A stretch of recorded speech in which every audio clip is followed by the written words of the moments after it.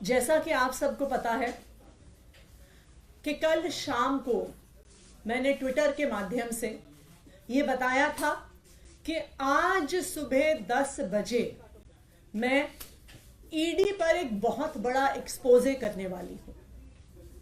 इस एक्सपोजे को रोकने के लिए, आम आदमी पार्टी को डराने के लिए, आम आदमी पार्टी को चुप कराने के लिए आज सुबह 7 बजे से ही आम आदमी पार्टी से जुड़े हुए लोगों के घर पर, आम आदमी पार्टी के नेताओं के घर पर ईडी की रेड शुरू हो गई है। हमारे सांसद और आम आदमी पार्टी के ट्रेजरर एनडी गुप्ता जी के घर पे रेड हो रही है। ऐसा सुनने में आ रहा है कि उनके पीए के घर पे रेड हो रही है। मुख्यमंत्री अरविंद केजरीवाल जी के पीए के घर पे रेड हो रही है। और अभी खबरें आ रही हैं कि शायद आज दिन भर में आम आदमी पार्टी के कई और नेताओं के घर पर ईडी रेड करने वाली है। ये क्या प्रयास है ईडी का? ये क्या प्रयास है भारतीय जनता पार्टी शासित केंद्र सरकार का कि वो अपनी एजेंसीज के माध्यम से आम आदमी पार्टी को डराने की कोशिश कर रही है, धमकाने की कोशिश कर रही है और हमारी बात को दबाने की कोशिश कर रही है। मैं प्रधानमंत्री नरेंद्र मोदी जी को, भारतीय जनता पार्टी को और उनकी एजेंसियों को जो ईडी और सीबीआई हैं, ये बताना चाहती हूं कि आम आदमी पार्टी आपकी धमकियों से डरने वाली नहीं है। पिछले 2 साल से इसी तरह आम आदमी पार्टी के नेताओं को डराया धमकाया जा रहा है। इस तथाकथित शराब घोटाले के नाम पर कभी किसी के घर छापा पड़ता है, कभी किसी और के घर छापा पड़ता है, कभी किसी को समन आता है, कभी किसी को गिरफ्तार किया जाता है। लेकिन इस 2 साल के इन्वेस्टिगेशन में अभी तक ईडी को कुछ नहीं मिला है। किसी भी क्रिमिनल इन्वेस्टिगेशन में 3 चीजें महत्वपूर्ण होती हैं। सबसे पहले रिकवरी ऑफ मनी, जिसकी लॉन्ड्रिंग हुई है। ED prevention of money laundering act के तहत केस करता है तो सबसे पहली और सबसे जरूरी चीज है कि ईडी को रिकवरी ऑफ मनी करनी पड़ेगी। लेकिन 2 साल में सैकड़ों रेड के बाद भी 1 रुपए की भी रिकवरी ईडी नहीं कर पाई। किसी भी केस में दूसरी महत्वपूर्ण चीज होती है सबूत। लेकिन 2 साल के बाद भी कोई भी पुख्ता सबूत ईडी को नहीं मिला है और ये कोर्ट ने भी बार बार पूछा है कि सबूत सामने रखिए। किसी भी केस में तीसरी महत्वपूर्ण चीजें होती हैं स्टेटमेंट्स, यानी कि गवाही। ईडी का जो सारा केस है वो सिर्फ और सिर्फ गवाही पर, और कई गवाहों को, कई अक्यूज्ड को सरकारी गवाह बनाकर और उन्होंने जो स्टेटमेंट्स दी हैं उसके आधार पर बना हुआ है। और आज जो मैं खुलासा करने जा रही हूं वो आपको यह दिखा देगा कि ये सारी स्टेटमेंट्स फर्जी हैं, कि ईडी ने सारी स्टेटमेंट्स में फर्जीवाड़ा किया हुआ है। जैसा कि आपको पता है कि जब कई ऐसी स्टेटमेंट्स किसी अक्यूज से, किसी सरकारी गवाह से, किसी विटनेस से ली गई, उसके बाद कई विटनेस सामने आए और उन्होंने ये कहा कि उनसे स्टेटमेंट दबावपूर्वक डलवाया गया, लिखवाया गया। एक विटनेस ने कहा कि उन्होंने, ईडी वालों ने इतनी जोर की थप्पड़ मारा कान पे कि कान की पट्टी फट गई। इस वजह से, इस दबाव में उन्होंने स्टेटमेंट दिया। एक विटनेस ने कहा कि उनको यह कहा गया कि अगर आप नेताओं के खिलाफ बयान नहीं दिया तो हम देखेंगे कि तुम्हारी बेटी कॉलेज कैसे जाती है।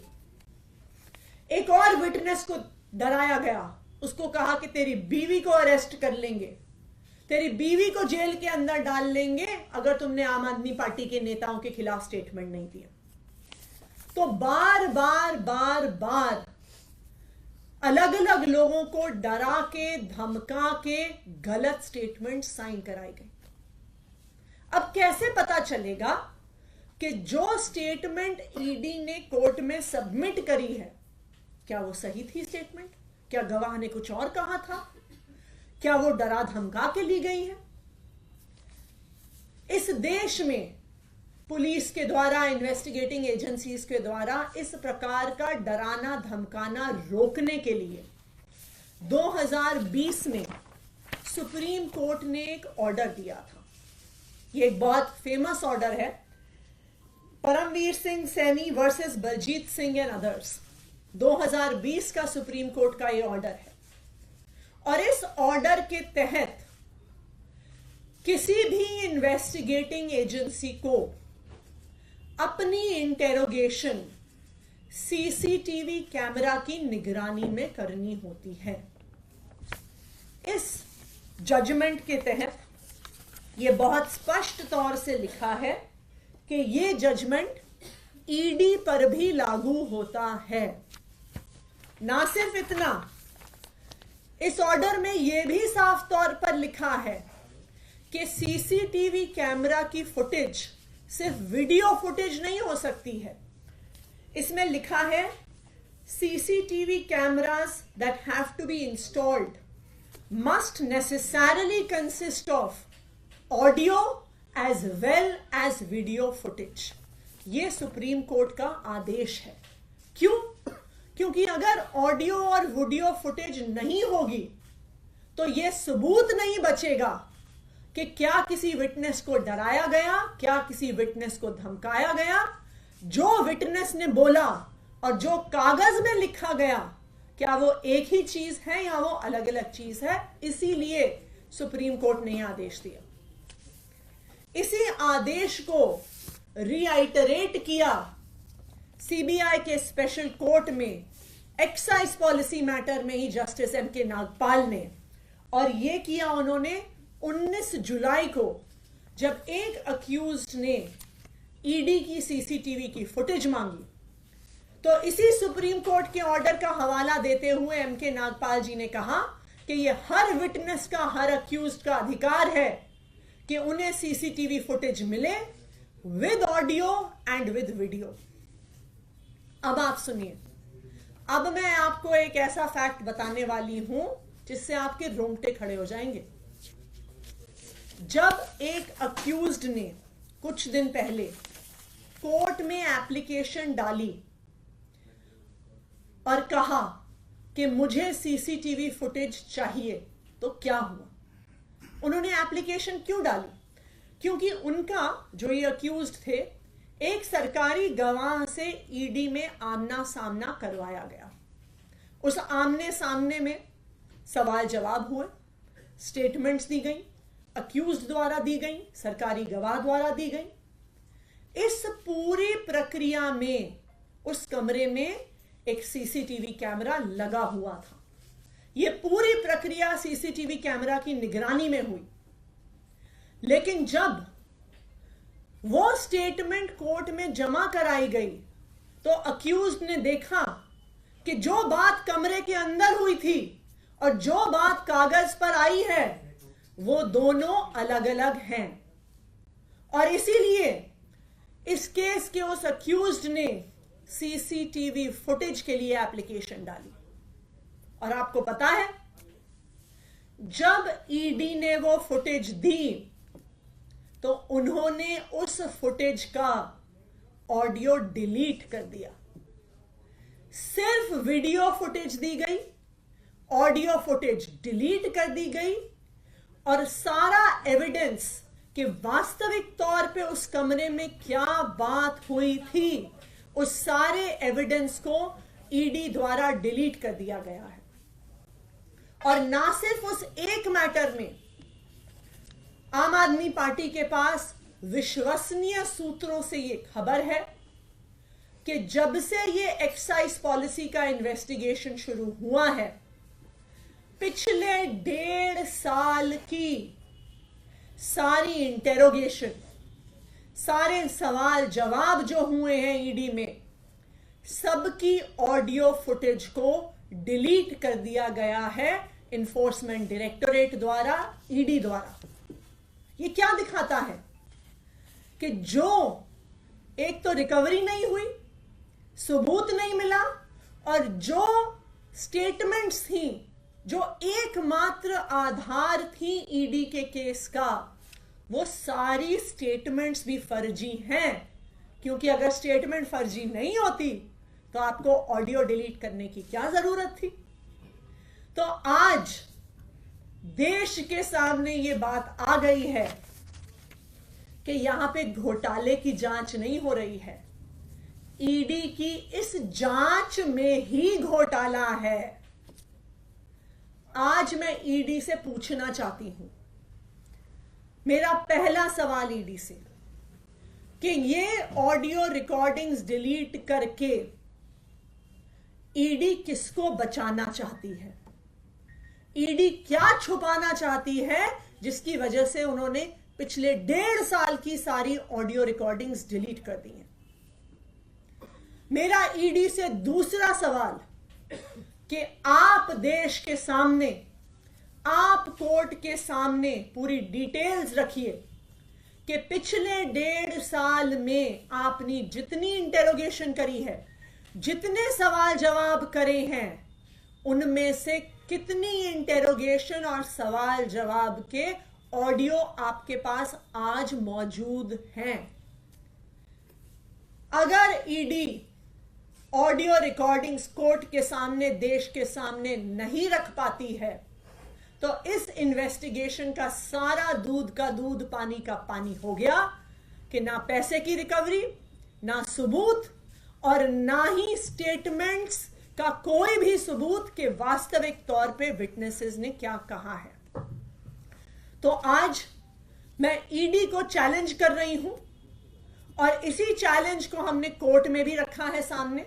हमने कल सीबीआई के और ईडी के स्पेशल कोर्ट में राउज एवेन्यू में एप्लीकेशन फाइल करी है, और हमने सारी की सारी वीडियो रिकॉर्डिंग्स और ऑडियो रिकॉर्डिंग्स की डिमांड करी है। और मैं ईडी को चैलेंज कर रही हूं कि ये ऑडियो रिकॉर्डिंग्स देश के सामने रखें। Thank you. मैम, तो आप ये कहना चाहते हैं कि कल आपने इसकी शिकायत की, कोर्ट के सामने अपनी बात रखी है, तो यही वजह है कि आज छापे हो गए? ये बिल्कुल साफ है कि आज ईडी का ये खुलासा होने वाला था। इस खुलासे को लेकर कल शाम से ही ईडी वाले डरे हुए थे।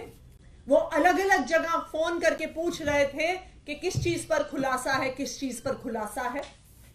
और आज इस खुलासे को रोकने के लिए आज सुबह 7 बजे से ही आम आदमी पार्टी के अलग अलग नेताओं के घर पे, उनसे जुड़े हुए लोगों के घर पे छापे शुरू हो गए। ये आम आदमी पार्टी को डराने का प्रयास है। वरना आप ये तो छोड़िए कि आम आदमी पार्टी के ट्रेजरर के घर पे रेड हो रही है, उनके पीए के घर पे रेड हो रही है, मुख्यमंत्री के पीए के घर पे रेड हो रही है। तो ये बिल्कुल साफ है कि एजेंसीज को सिर्फ डराने और धमकाने के लिए इस्तेमाल किया जा रहा है। नाम बता सकते हैं कि किसने ये ऑडियो और वो मांगी थी और फिर ऑडियो नहीं मिली है? क्योंकि अभी एक वीडियो आया था जिसमें संजय सिंह ये कहते हुए दिख रहे थे। ये एक केस में अक्यूज्ड है, वो डिटेल्स हम आपको प्रोवाइड कर देंगे। जिन्होंने एप्लीकेशन डाली थी, जब उनको पता चला कि आमने सामने का जो स्टेटमेंट है वो एक्चुअली वहां की बातचीत से अलग था।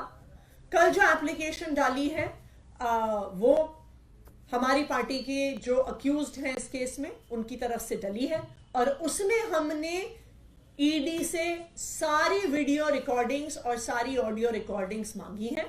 और अगर ईडी ऑडियो रिकॉर्डिंग्स नहीं दे पाती है तो फिर इस सारे केस के दूध का दूध और पानी का पानी हो जाएगा कि ना रिकवरी, ना सबूत, और ना ही स्टेटमेंट्स की ऑडियो रिकॉर्डिंग ईडी के पास है। You have come across one such case, or there are multiple cases where audio recordings are not available? एक केस में यह साबित हो गया है कि ऑडियो डिलीट हो गया है, और हमें विश्वसनीय सूत्रों से यह पता है कि सारे इंटेरोगेशंस का ऑडियो डिलीट कर दिया गया है ईडी के द्वारा। लेकिन अभी बिल्कुल सच सामने आ जाएगा। जो हमने एप्लीकेशन फाइल करी है उसमें देखते हैं, अगर ईडी ऑडियो नहीं दे पाती है तो ये बिल्कुल साफ है कि स्टेटमेंट्स का भी उनके पास कोई आधार नहीं।